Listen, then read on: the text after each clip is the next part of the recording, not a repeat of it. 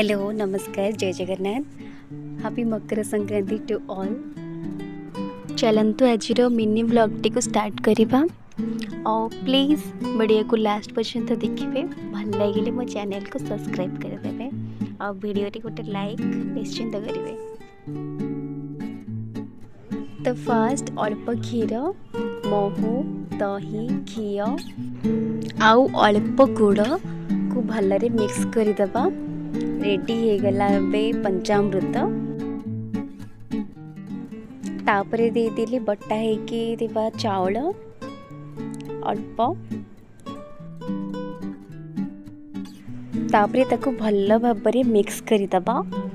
Mix mix mix then तादरे पकेबा नड़िया ताको भी भलरे मिक्स करदेबा।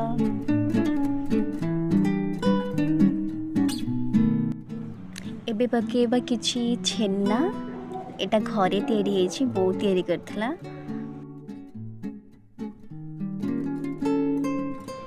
एबे फ्रूट सब को भलरे मिक्स करदेबा से चावल रे।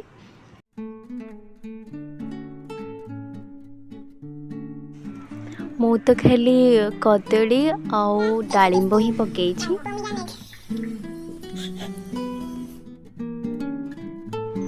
लास्ट रे पकेले अल्प अदा छेचा आउ गुजराती गोलमरीच गुंड तापरे